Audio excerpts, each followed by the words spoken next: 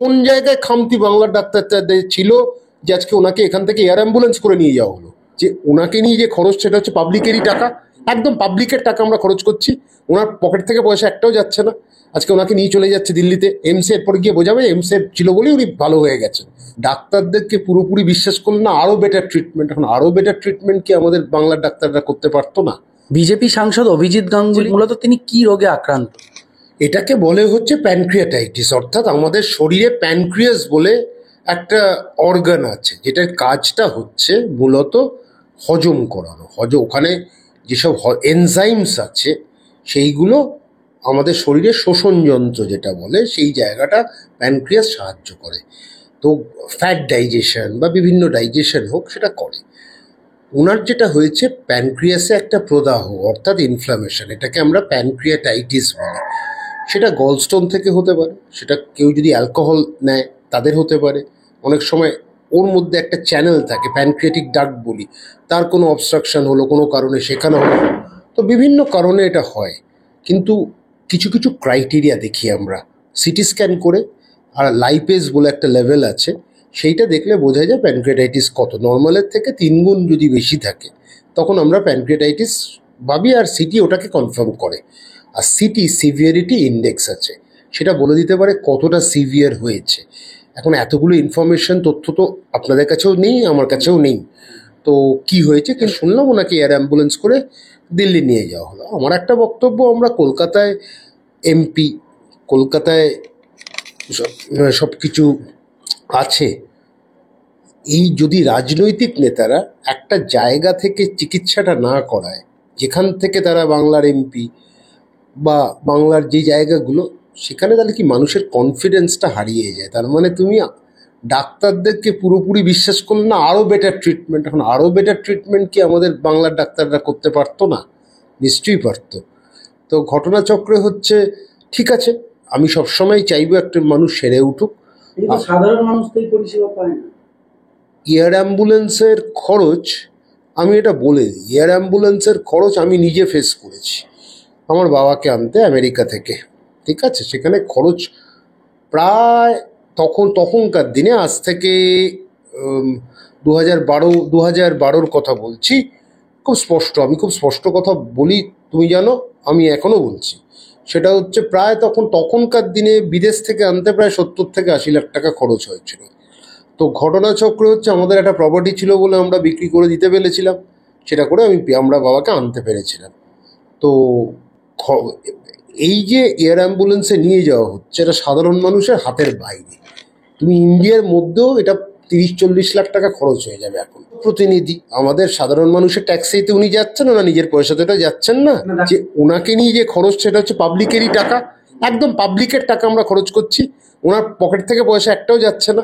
আজকে ওনাকে নিয়ে চলে যাচ্ছে দিল্লিতে এমসে, এরপর গিয়ে বোঝাবে এমসে ছিল বলেই উনি ভালো হয়ে গেছেন। কিন্তু আমাদের কলকাতায় যথেষ্ট পারঙ্গম ডাক্তাররা রয়েছে যারা এই কাজটা করতে পারতো। কিন্তু একটা কথা পরিষ্কার যেটা বলা, সেটা হচ্ছে যে তুমি যেটা বলছো সাধারণ মানুষ তো সাফার করার জন্যই জন্মেছে, সাধারণ মানুষকে তো সাফার করতে হয়। আজকে পার্লামেন্টে একটা দিনও আলোচনা হয়েছে? আমাকে একটু বলো তো, পার্লামেন্টে একদিনও আলোচনা হয়েছে? একটা দিনও আমাকে বলো। স্বাস্থ্য নিয়ে, জনস্বাস্থ্য নিয়ে, জনসাধারণের স্বাস্থ্য নিয়ে সুপ্রিম কোর্ট বলেছে, সাধারণ মানুষ কিছু বলে। স্বাস্থ্য একটা বড় বিষয়, সারা বিশ্বে দেখো, তুমি ইউকে দেখো, তুমি ইউরোপিয়ান যে অন্যান্য দেশগুলো দেখো, মানে আমরা দেখি ডাক্তারবাবু যে সাধারণ মানুষ বেড পাচ্ছে না, চিকিৎসা পাচ্ছে না, মারা যাচ্ছে, কিভাবে কি হচ্ছে। সেখানে একজন এমপি ভালো, তিনি সুস্থ হয়ে উঠুন আমরাও চাই, কিন্তু তিনি এয়ার অ্যাম্বুলেন্সের মতন পরিষেবা পাচ্ছে। যদি তিনি পান তাহলে তিনি যে এলাকা, অর্থাৎ তমলুক থেকে যে সাংসদ হয়েছেন, তমলুকের স্বাস্থ্য ব্যবস্থাটাও তো একটু দেখা দরকার। দেখো, এইটার জন্য আমি অভিজিৎ গঙ্গোপাধ্যায়কে সরাসরি দোষারোপ করছি না। এটা তুমি যদি দেখো কংগ্রেস আমলে তাও কিছু ছিল তখনকার ওই হিসেবে, মানে তখনকার পরিস্থিতি হিসেবে। তারপরে 34 বছর বাম জামানায় স্বাস্থ্য ব্যবস্থাটাকে একদম শেষ করে দিয়েছিল, যেটাকে আমরা বলি মেলডাউন।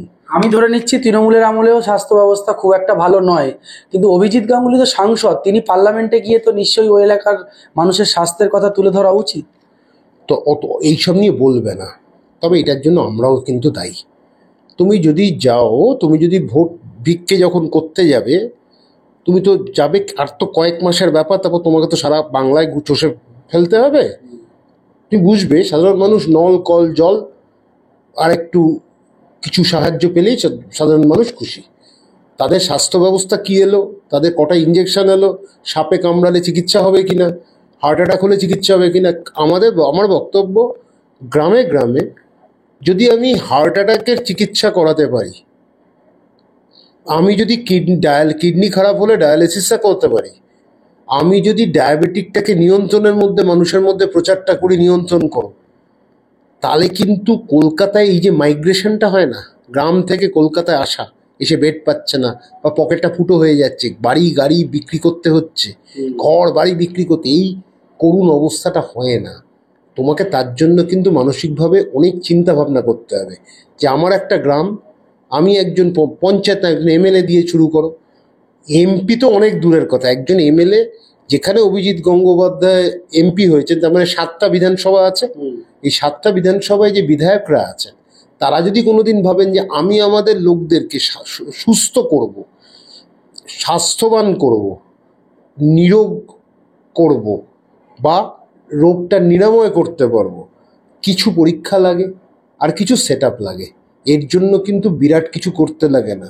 হার্ট অ্যাটাকের চিকিৎসা, কিডনি ডিজিজের চিকিৎসা, হাইপার টেনশনের চিকিৎসা, আর হচ্ছে আমি ডায়াবেটিসের চিকিৎসা, যেগুলো কিছু কিছু রোগ হঠাৎ মানুষকে মেরে ফেলতে পারে। তার জন্য একটা ভালো দুটো ভালো ল্যাবরেটরি ঘটনাচক্রে বিভিন্ন ডাক্তার যায়। তোমাকে আমি বলছি, তারা 200-300টা করে পেশেন্ট দেখে। এটা পেশেন্ট দেখা হয়? তুমি একটা পেশেন্টের পালস ধরছো না, তুমি একটা পেশেন্টের বিপি ভালো করে দেখতে পাচ্ছ না, 3 মিনিটে তুমি লিখে দিচ্ছ, তার পাশে একজন লোক থাকছে সে লিখে দিচ্ছে, এটা সম্ভব? কোনো মানুষ ব্রেন থেকে আসবে না, এটা স্পাইনাল কর্ড থেকে আসবে। সুতরাং আজকে অভিজিৎ গাঙ্গুলির সে আজকে বিচার ব্যবস্থা বিরাট করে দিয়েছে, তুই যতদূর শুনেছি কোনো অর্ডার পাস করেনি, অর্ডার পাস করেছেন, কোনো রায় ভার্ডিক্ট দেয়নি, তো সেটা বিভিন্ন লয়াররাই বলেছে। অনেকে আবার ট্রন কেটে বলছে যে ভগবানও তাহলে অসুস্থ হয়। দেখুন, ভগবান বলো তো, এটা তো একটা বানানো, ওগুলো তৈরি করা, সেগুলো বিজেপির ন্যারেটিভ নিয়ে আমি একদম বদার্ড নই, একদম বদার্ড নই, মানে আমি আলোচনাই করতে চাই না। কিন্তু অভিজিৎ গাঙ্গুলির যে ব্যাপারটা আছে, উনি যদি মানুষের কথা চিন্তা করেন, এখন ওনাকে এয়ার অ্যাম্বুলেন্স করে নিয়ে গেল, এই বার্তাটা কি? আরও ভালো চিকিৎসা। এই আরও ভালো চিকিৎসাটা স্পষ্ট করে বলা দরকার। আমার বক্তব্য হচ্ছে, উনি যেখানে ভর্তি ছিলেন সেই হাসপাতালে প্রাইভেট ডাক্তারদের আরও বড় করে বলা উচিত ছিল যে কি হয়েছিল, কেন ওনাকে নিয়ে যাওয়া হলো, একটু কারণ তো জানতে হবে মানুষকে। উঠবে জনসাধারণ হয়ে, আমি তো প্রশ্নটা তুলবো বাংলার ডাক্তার, একজন চিকিৎসক হয়ে, যে কোন জায়গায় খামতি বাংলার ডাক্তারদের ছিল যে আজকে ওনাকে এখান থেকে এয়ার অ্যাম্বুলেন্স করে নিয়ে যাওয়া হলো। এটা তো আমারও প্রশ্ন থাকছে। বাংলার স্বাস্থ্য ব্যবস্থারও একটা অবনতি। হ্যাঁ, নিশ্চয়ই।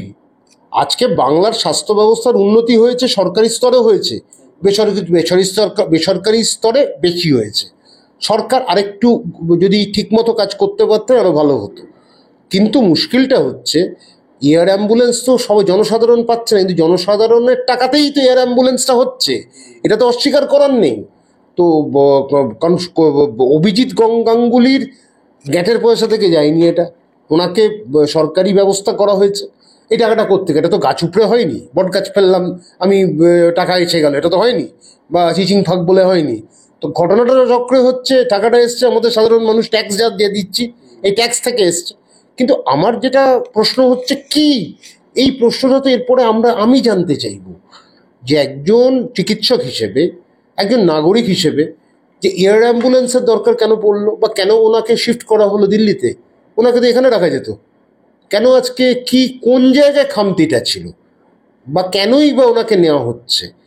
ওনার কোন প্যারামিটার্সের অভাব ছিল, বা যে জায়গাগুলো অসুবিধা ছিল, যে কারণে দিল্লিও ঠিক করে দেবে? আমার বক্তব্য হচ্ছে, পশ্চিমবঙ্গে দেখো, একটা হচ্ছে আমাদের ছোটবেলাটা দেখেছি, মানুষ ভেলোরে যেত, দক্ষিণে যেত, কেন? একটা বড় কারণ ছিল নার্সিংটা আমরা ভালো করতে পারিনি। যেটা হয়েছে, বিভিন্ন নার্সিংহোমে যাও, তারা কিন্তু অফিসিয়াল নার্স নয়, তাদের হয়তো ডিগ্রিও নেই, তারা তোমার নার্সিং করে যাচ্ছে। কিন্তু এইটা আমরা করতে পারতাম। এইটা জায়গায় বামফ্রন্ট ফেল করেছে, তৃণমূল ফেল করেছে। বিভিন্ন গ্রামের যারা নারীরা, তাদেরকে যদি শিক্ষিত করতে পারতাম যে নার্সিং এইভাবে করতে হবে। কিন্তু আমরা নার্সিংয়ে বড্ড ধৈর্য লাগে। আজকে কেরালা মাতিয়ে দিচ্ছে সারা বিশ্বে যাও, কেরালা মাতিয়ে দিচ্ছে। কেন? করতে তো পারলো, আমরা কেন পারত? সেখানেও তো একটা বাম সরকার ছিল বা কংগ্রেস সরকার ছিল, যাই সরকার ছিল, আমাদের বামেরা কেন পারলো না? তৃণমূল কেন পারলো না? এটা কিন্তু আমার একটা প্রশ্ন থেকে যায় যে আমরা মহিলাদের তো আরো সম্মানীয় জায়গায় করতে পারতাম, সারা বিশ্বে আমাদের মহিলারা যেতে পারতো, সেই জায়গাতে আমরা ব্যর্থ হয়েছি। আর এখন যা দিন যাচ্ছে, হাসপাতালে বেশি দিন তুমি থাকতে পারবে না, যা খরচ হচ্ছে, তোমার পকেটটা ফুটো হয়ে যাবে, তুমি মানে উলঙ্গ হয়ে বেরিয়ে আসতে হবে, যা অবস্থা হয়েছে। আমার পরিচিত একজন জাস্ট ওই পেট খারাপ নিয়ে হসপিটালে ভর্তি হয়েছেন কাকিমা, একদিনে না দুদিনে 1 লক্ষ টাকা বিল। সাধারণ পরিবারের পক্ষে সাধারণ পরিবার, দেখো এটা নিয়ে আমি অনেকবার আওয়াজ তুলেছি, কিন্তু লাভ নেই। তুমি দেখবে এইসব ডক্টরস ফোরাম আছে, ওই আরজিকর হয়েছে, পলিটিক্যাল ছিল, রাস্তায় নেমে মানে উলঙ্গ হয়ে নেচেছে, রাত জেগেছে, কিন্তু এই নিয়ে ওষুধের দাম বেড়েছে, এই নিয়ে এই কোরামে দেখবে কতগুলো তোতলা পাতলা কাতলা আছে, আর ভেকু মেকু ঝিকু আছে, এরা নাচতে জানে। আরজিকর নিয়ে রাত জেগে মোমবাতি জেগে, আর যত রাজ্যের ওঁচা কতগুলো ফিল্ম স্টার ঢুকেছে, আর অভিনেতা অভিনেত্রী এসেছিল, ওঁচা যতগুলো এসেছিল, তারা তাদের নর্তন আমরা দেখেছি মানে বিভিন্নভাবে। তো এই ঘটনাচক্রে হচ্ছে, আজ এদেরকে একবারও বলতে শুনবে না ওষুধের দাম কেন বাড়লো, সাধারণ মানুষের বেসরকারি জায়গায় এত খরচ হচ্ছে কেন। তারপর বেসরকারি হাসপাতাল যেগুলো আছে, কখনো দক্ষিণ থেকে আসছে, উত্তর থেকে আসছে, এরা বাঙালির চাকরি খাচ্ছে, বাঙালি ডাক্তাররা চাকরি চলে যাচ্ছে। এ দেখবে এই তোতলা পাতলা কাতলা এইসব কোরাম কিচ্ছু বলবে না, কোরাম কিচ্ছু বলবে না। আন্দোলনের ফলে সরকারি হসপিটালে কতজন মারা গেল না, মারা গেল কেন? আমার বক্তব্য, ওখানে সেবা পায়নি তো অনেকে, সেখানে বিজেপিও ছিল, সেখানে তৃণমূলও ছিল, সেখানে সিপিএমও ছিল, তো পায়নি তো, এটা তো অস্বীকার করার নেই। তো আমার বক্তব্যটা হচ্ছে এই কথাগুলো আমি তো বলবো, আমি যতদিন আছি বেঁচে আমি বলবো যে সাধারণ মানুষের কথাগুলো বলতে হবে। কত কোটি টাকা লাভ হয় যেন এক একটা হাসপাতালের মালিক এসে করে গেছে, কোনো কাউকে 8টা হাসপাতাল দিয়ে দেওয়া হলো, এটা ভুল হচ্ছে। তো ঘটনাচক্রে হচ্ছে, যে ভুলটা বামরা শেষে করেছে, অনাময় যেটা একটা সাধারণ ওই ছিল, পরে সেটা অ্যামরি হলো, জানো তো, মানে ঢাকুরিয়াতে তো অনাময় সাধারণ মানুষের জন্য করা হয়েছিল, সেটা উড়িয়ে দিয়ে অ্যামরি, তখনই আত্মসমর্পণ শুরু হলো।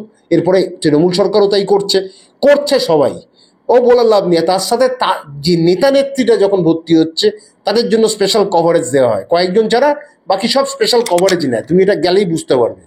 তো আমার বক্তব্য হচ্ছে, সাধারণ মানুষের স্বাস্থ্য ব্যবস্থার অবস্থাটা কিন্তু ভালো না। আর 5 বছর পরে বাঙালিদের কি অবস্থা হবে তুমি বুঝতে পারছো? যেভাবে তুমি বলছো দুদিনে 1 লাখ, আমি তো বলছি আইটিউতে গেলে তুমি যাও, মানে বড় বড় হাসপাতালে 75-1 লাখ টাকা দিনে হয়। তো সবাই পারবে না গো, মানুষ শেষ হয়ে যাবে। এখন সরকারি ব্যবস্থা যদি উন্নতি না হয়, সাধারণ মানুষের অবস্থা খুব খারাপ হবে, এটুকুই বলে দিতে পারি।